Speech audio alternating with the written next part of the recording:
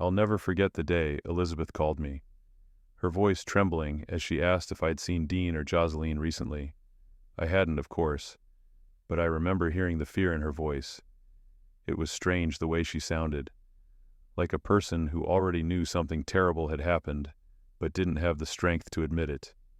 That was back in October 2019. I remember that morning well. The leaves were turning orange and gold, painting the neighborhood in warm hues. But something was off. Dean and Jocelyn Spence had left for a hunting trip, their usual anniversary getaway, but this time they didn't return. Normally the couple would spend their weekends up north, hunting in the woods near the Michigan wilderness. They'd come back by Sunday evening full of stories and deer meat, always with a smile and a new batch of memories. But that Sunday nothing. I remember seeing them leave. It was early morning, just as the sun was breaking over the horizon, casting a soft light over their house. I waved to them as they packed their truck with camping gear and set off Rufus, their Irish wolfhound, in tow. They were a beautiful family, always friendly, always laughing. Dean, tall and broad-shouldered, had the kind of presence that made you feel safe, like nothing could touch him. Jocelyn, on the other hand, had a quiet grace, always gentle and warm, but there was an air of strength about her too. And Rufus, that dog was bigger than most kids in the neighborhood, and everyone loved him. But the days passed, and something didn't feel right. When I first heard from Elizabeth, it was day 3 since they had gone missing. "Have you heard from Dean or Jocelyn?" she asked, sounding more tired than worried. I hadn't, and she went quiet for a long moment on the phone, as though she was weighing something heavy. I told her I hadn't heard from them either, but that's when the panic began to set in. The following days, Elizabeth called again, and by now, the authorities had already started searching. The Michigan police, the DEA, and the volunteer search teams had all gathered to search the nearby wilderness, but it felt like they were missing something. They were scouring the trees, the creeks, but not finding any sign of Dean, Jocelyn, or Rufus. I'd hear the helicopters buzzing overhead, their blades cutting through the crisp autumn air as they combed the forest. Yet no one had seen a trace, no car, no evidence of a camp, no signs of struggle. They had vanished into thin air. When I went by to visit Elizabeth a few days after the search began, the air around their house felt thick. The mailbox was full, but she never came out. She was holed up inside, going through photos of her son, clinging to the idea that they were still out there, that maybe they'd gotten lost. But as the days turned into weeks, I saw the worry etch deeper into her face.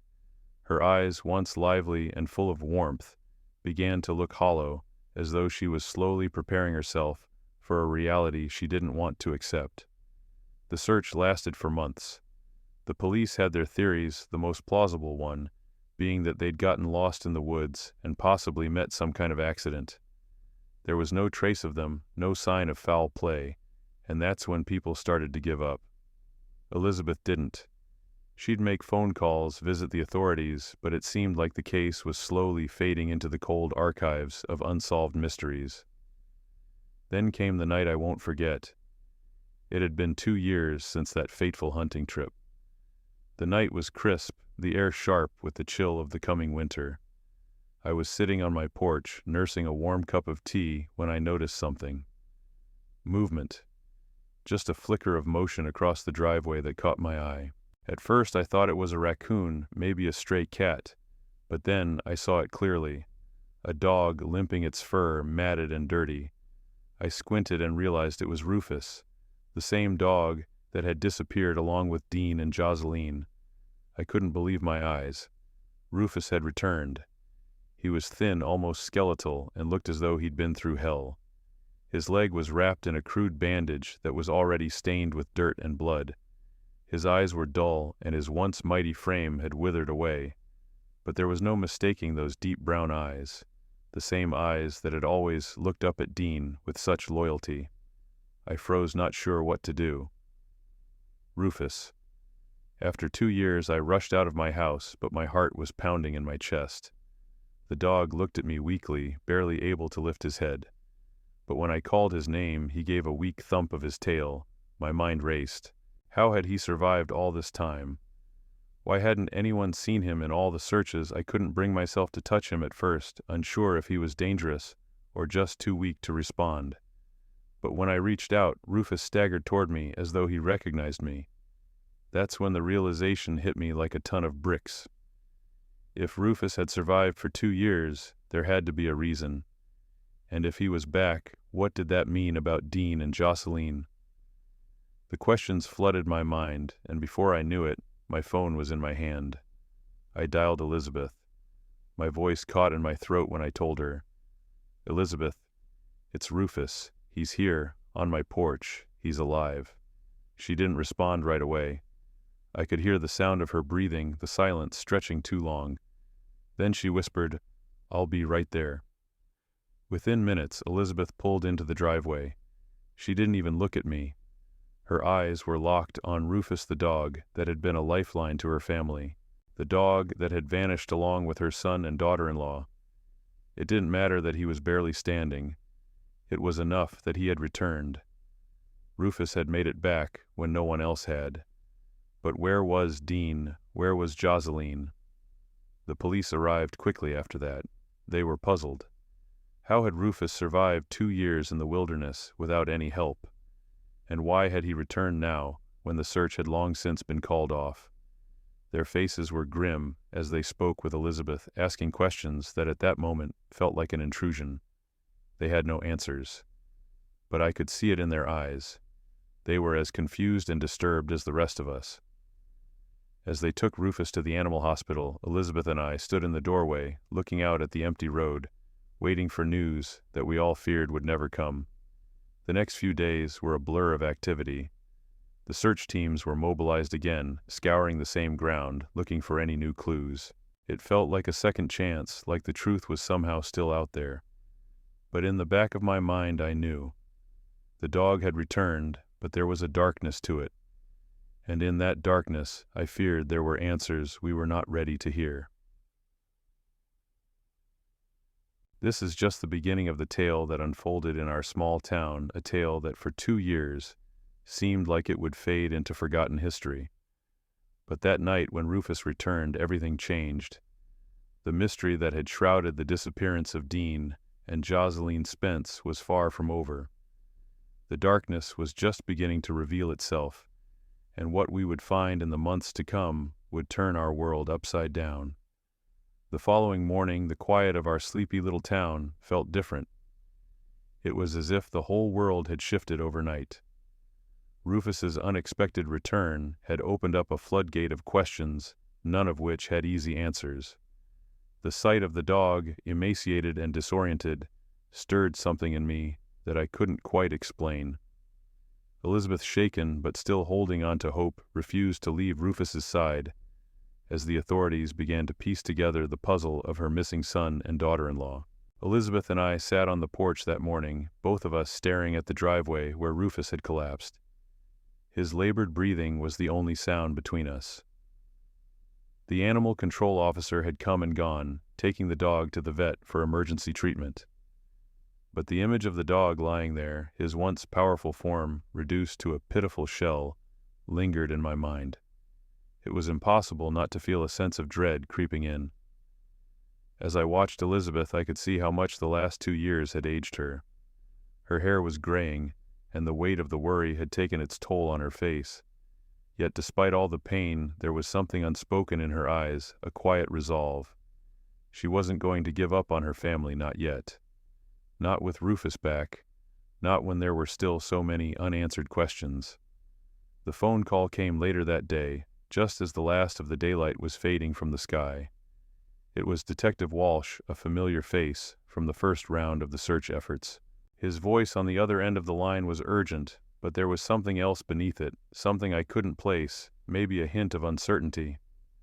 "Mrs. Spence," he began, "we've got some updates. We're starting a new search based on some things we found in the forest, and we've found traces that seem to indicate that Rufus wasn't alone out there. His tracks lead us to areas we hadn't explored before." Elizabeth's face lit up at the mention of a new lead, and I could feel the tension leave her shoulders, even if it was just for a moment. But as the detective continued, I saw her face slowly fall again. There was something deeper here, something darker. "Detective, what are you trying to tell me?" Elizabeth asked, her voice tight, the fatigue starting to show in her words. "It's difficult to explain without seeing the evidence first," Walsh replied. "But we've found signs that suggest someone other than your son, might have been in the area with Rufus. Someone helped him survive." It was then that everything started to make sense in the most twisted way. If someone had helped Rufus, maybe there was still hope for Dean and Jocelyn. Maybe they hadn't just disappeared into the wilderness. Maybe they had been taken. Elizabeth's grip on her phone tightened, her knuckles turning white. "Are you saying someone has been hiding them?" she asked, the disbelief in her voice cutting through the phone line. "I'm saying we might have missed something," Walsh responded, his voice softening. "We're pulling more resources into the search now. I'll need to speak with you about Rufus when he's stable enough to talk to us. We believe he may have been led by someone else through the woods." The detective's words lingered in the air long after the call ended. Rufus's sudden return had given us something we hadn't had in 2 years' hope, but it also opened up a whole new world of possibilities. Elizabeth, now more determined than ever, insisted we accompany her to the veterinary clinic where Rufus was being treated. By the time we arrived, Rufus was resting in a kennel. He looked better than he had the day before, though he was still fragile. His eyes, those deep brown eyes, still held a certain wariness, as though he was expecting something or someone. The vet, Dr. Hernandez, was busy reviewing medical charts when we walked into the clinic. Her face softened when she saw us. "Mrs. Spence, I'm glad you're here. I can tell Rufus recognizes you." Elizabeth smiled faintly. "He's always been more of a family member than a pet." Dr. Hernandez nodded, her brow furrowed as she looked over her notes. "Rufus has been through an ordeal. He's severely malnourished and dehydrated. He's also got an infected wound on his head, but we're treating it. The thing that concerns me the most, though, is the bandaging on his leg. It looks like it was done by someone with at least some knowledge of how to treat an injury. The bandage is old, and there are signs it was applied with care, though it's not professional." That was the moment the first real piece of the puzzle clicked into place. Someone had been with Rufus.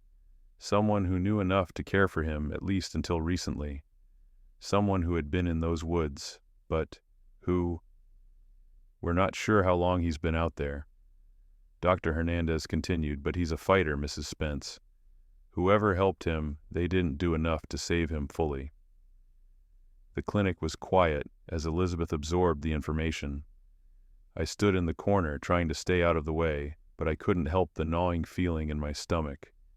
Dean and Jocelyn were still out there, I was sure of it.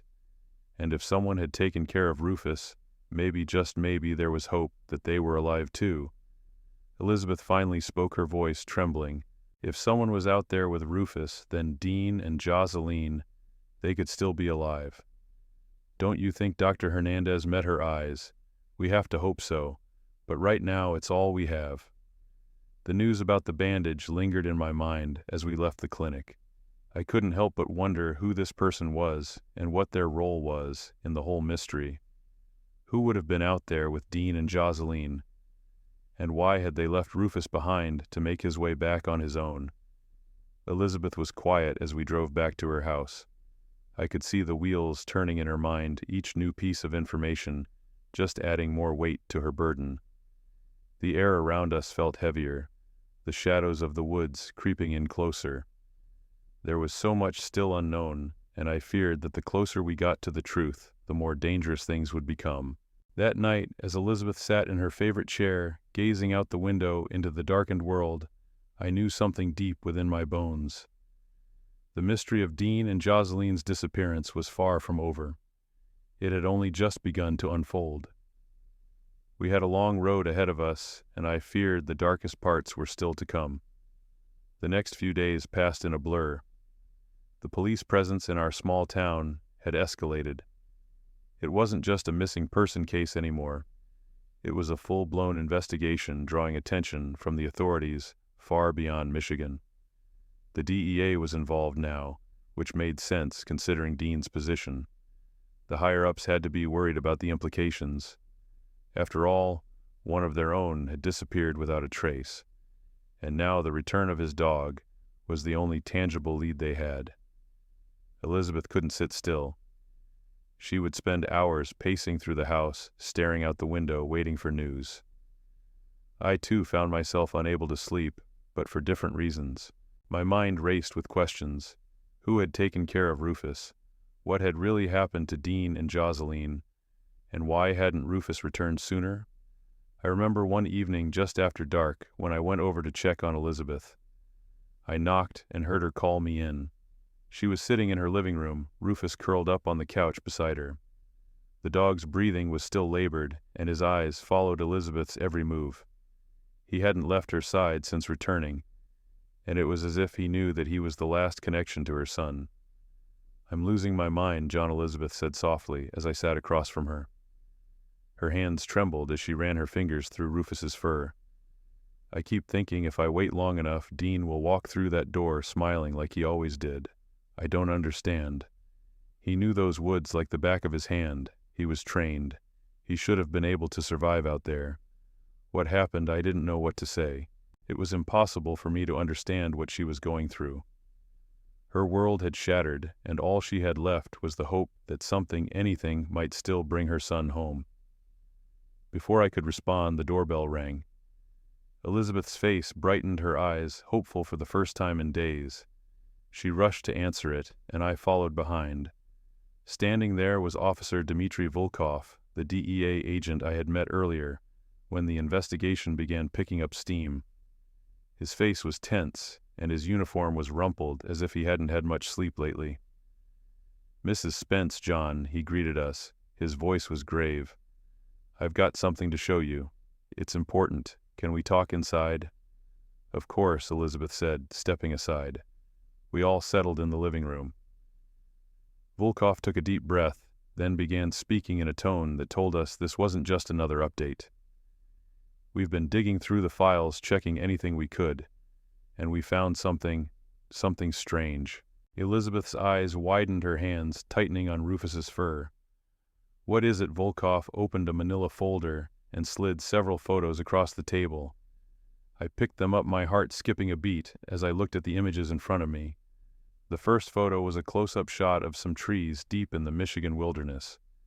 There was a clearing where a small camp had been set up, tents, a campfire ring, scattered equipment. The second photo was more disturbing, a piece of cloth stained with what appeared to be blood, wrapped around a tree branch, as if it had been abandoned hastily. "This is what we found," Volkov continued. "The area in these photos is just a few miles from where Rufus was found. It's a place we didn't search before, but now that we know Rufus had been there, we decided to revisit it. And we found something that's not consistent with what we originally thought." "What do you mean?" Elizabeth asked, her voice sharp, as if she knew exactly what was coming. Volkov hesitated for a moment before answering. "We found signs that someone had been living out there. There was a makeshift shelter, nothing like what a hiker would set up. No, this looked like someone had been hiding. And the blood on the cloth, it's too fresh to have been there for years. Whoever was out there didn't just vanish. They were forced to leave in a hurry." I felt my stomach drop as the pieces started to form in my mind. Whoever was responsible for Dean and Jocelyn's disappearance had been involved in something much bigger. It wasn't just an accident. There was intent behind it. Elizabeth's hand trembled as she reached for the photo. "You think Dean and Jocelyn were involved in something, or that they were taken?" "That's what we're trying to figure out," Volkov replied. "The problem is we still don't know who else was involved. We've run through all the leads we could, but so much of this doesn't make sense." His words hung in the air, and for a moment I could see the doubt in Elizabeth's eyes. Was it possible that her son and daughter-in-law had stumbled into something dangerous, that they had been taken because of Dean's work with the DEA? It seemed almost too much to comprehend, yet there was no denying the evidence in front of us. "We've also traced the source of the bandage on Rufus's leg," Volkov added. "It wasn't just any random person who helped him. It looks like it came from someone with medical knowledge, perhaps even someone working in a field related to law enforcement or criminal activity." I could feel the weight of the revelation settling in. Whoever had been responsible for Dean and Joseline's disappearance wasn't a stranger. They were someone who had the ability to operate in the shadows, someone who had access to the resources to track down and silence people. The more we dig into this, Volkov said, his voice lowering, the more we realize this isn't just about your son anymore. This is about something much larger, and we need to find out who's behind it before it's too late. Elizabeth's face hardened. I could see the resolve forming in her expression, just as it had when we first spoke after Rufus's return. She wasn't going to sit idly by and wait for answers. Not anymore. Then we'll find them. She said, her voice calm but unwavering. We'll find whoever did this to my family, no matter how long it takes. Volkov looked at her, his gaze steady. We will, Mrs. Spence. We will. The conversation moved on, but I couldn't help but feel the chill in the air grow colder. There was a darkness lurking out there in the woods, and with every lead we followed, I knew we were getting closer to the truth. But what would we find when we reached it? As I left Elizabeth's house that evening, I looked over my shoulder at the porch where Rufus was still lying. His brown eyes tracked me, and for a moment I thought I saw something more in them. A message, perhaps, or a warning. Whatever had happened out there in those woods, it wasn't over. The questions were just beginning, and the answers, they would change everything. The investigation was intensifying. Detective Volkov had taken charge of leading the renewed search, but the tension was palpable. Every day seemed to bring more questions and fewer answers. The police were pulling all-nighters, searching the dense Michigan woods, but they were finding very little. The few items they discovered only deepened the mystery. On the surface, it appeared to be a missing persons case gone wrong, another tragedy in the vast wilderness. But the closer they got to the truth, the more it seemed that this was not an ordinary case. Volkov had been meticulous, digging into every possible lead, and what he uncovered was alarming. I remember sitting with Elizabeth one afternoon when she received a call from Volkov. Her face drained of color as she listened to the voice on the other end. When she hung up, I could see the confusion and frustration in her eyes. Something had gone wrong. What is it? I asked gently, knowing something serious was unfolding. They found something, Elizabeth said, her voice shaking. They found something in the woods, but it's not what we expected. It's a cabin, or what used to be one, and there's blood. Not just animal blood, human blood. It's been there for months. My mind raced. Human blood. That's not a good sign. No, Elizabeth whispered, looking down at the floor, her hands trembling. They don't know if it's Dean's or Joseline's, but they found traces of both, and they're wondering if they were taken there, if they were. She couldn't finish the thought. I didn't need her to. I knew what she meant. The discovery of blood in an abandoned cabin didn't bode well. It meant that Dean and Joseline might not have simply gotten lost or met with an accident. Something far more sinister was at play. That night, Volkov arrived at Elizabeth's house. His face was hard-tired, like someone who had been running on fumes for too long. He came straight to the point. We've found something else, he said, his tone low, and I need you to hear it. Elizabeth's eyes searched his face, pleading for some kind of hope. What did you find? We found a stash of supplies. Volkov continued, flipping open a folder to show Elizabeth some photographs. Food, water, first aid kits, things that don't belong in the woods. We believe whoever took your son and Joseline was prepared for a long stay. They had resources, tools, and some form of shelter in the woods. The weight of his words hit like a sledgehammer. I could tell Elizabeth was struggling to understand.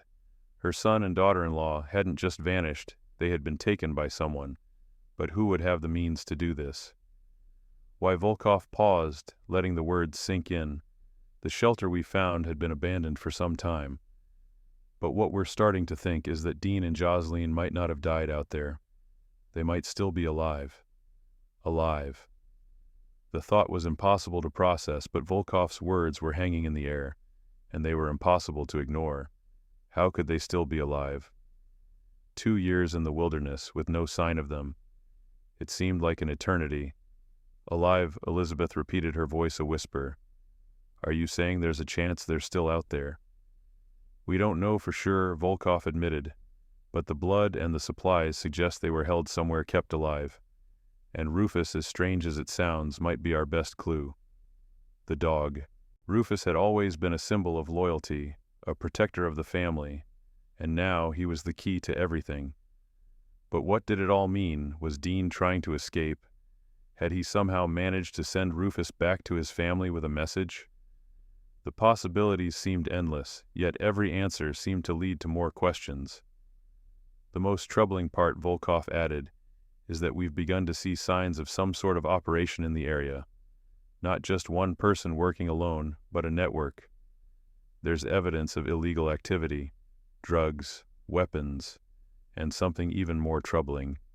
It seems like Dean's disappearance might be connected to a larger syndicate. Elizabeth looked at him stunned. A syndicate. But my son was DEA. How could he be involved in that? I don't think he was involved, Mrs. Spence, Volkov said carefully. I believe he was targeted. They knew who he was, and they used him for information. The room went quiet. The implications of what Volkov had just said were enormous. Dean had been targeted. But who was behind it? Who would be ruthless enough to kidnap an agent, torture him, and leave his family in the dark for so long? I felt a chill run down my spine as I watched Elizabeth's face. The pain and confusion were evident. She wasn't just grieving for her son's disappearance anymore. She was now in the middle of something much larger and far more dangerous. Volkov's voice broke through my thoughts. We need to keep digging, and we need to move fast. Whoever did this is still out there, and we have no idea how far this goes. But if Dean is still alive, we're going to find him. Elizabeth nodded, her resolve hardening. Then let's do it. We have to find my son. I watched as Volkov left that night, the weight of the situation pressing on all of us. Elizabeth wasn't just a mother grieving for her lost son anymore. She was a woman determined to find the truth, no matter where it led. And somewhere out there, in those desolate woods, the answers were waiting. Answers that would shake everything to its core. But how long would it take before they uncovered the full extent of the horror? As days turned into weeks, the search for Dean and Jocelyn was gaining momentum, but the deeper they went, the more troubling the situation became.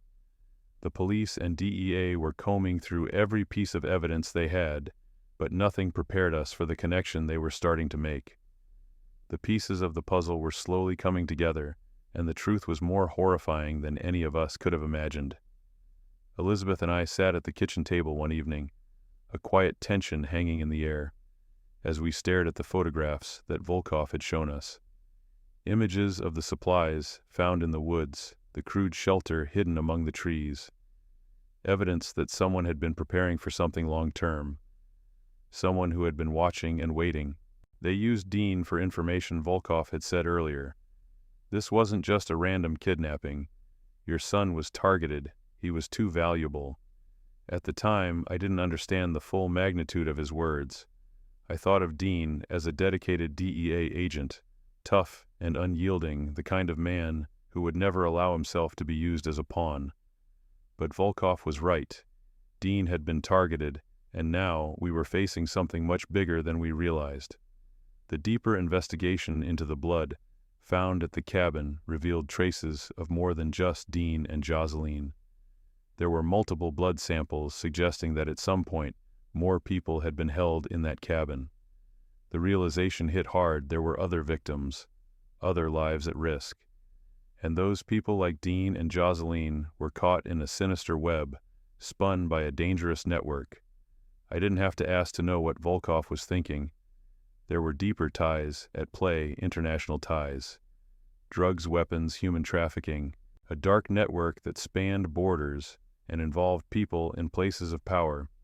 The question was no longer if this syndicate had been operating in Michigan, but how deep it ran and who was involved. And the worst part, we had no idea how many people in positions of authority might be part of it. But the investigation wasn't just about uncovering who was behind this operation. It was about finding Dean. Every lead pointed to the possibility that he had been kept alive as leverage, a living source of information for those pulling the strings. He had been tortured mentally, physically, and when Jocelyn had tried to escape, they killed her in front of him. I could see the grief in Elizabeth's eyes when Volkov shared the news about Jocelyn's death. It was a devastating blow that no parent should ever have to endure, but she was determined to press on, for Dean, for justice, and for the truth. Days later, a breakthrough came. Volkov received an anonymous tip about a location that had been flagged as a possible safe house for some of the syndicate's operations. The tip came with a set of coordinates, a place that wasn't far from the cabin where the blood had been found, a place buried deep in the woods, a place so hidden that no one had thought to look there. The team scrambled. They were preparing for another raid, but this one would be different. They had the element of surprise on their side. The location was well within reach, but the question still lingered in the air. Would they find Dean in time? The tension was unbearable as Volkov, along with a small team of agents, made their way to the coordinates. Elizabeth and I stayed behind, unable to do anything more than wait. The phone call came a few hours later. Volkov's voice was grim as he explained that they had found the safe house. The building was fortified, guarded by armed men, but they had breached it successfully. It was in the warehouse, a place of industrial chaos, that they discovered the full extent of the operation. Evidence of human trafficking, weapons, and drugs. But what hit hardest were the bodies. 3 bodies in total. 3 lives lost to the brutality of this criminal network. And then they found something that made Elizabeth's heart race with dread. They found Dean's name in a ledger, along with the words "highly valuable" scrawled next to his entry.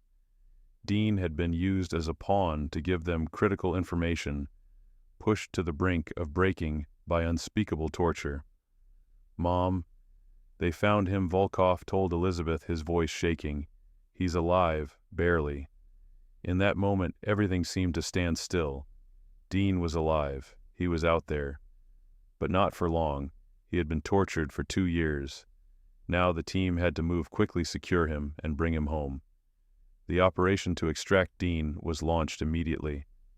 I remember the tension in the air, the hope mixed with fear. Would they get to him in time?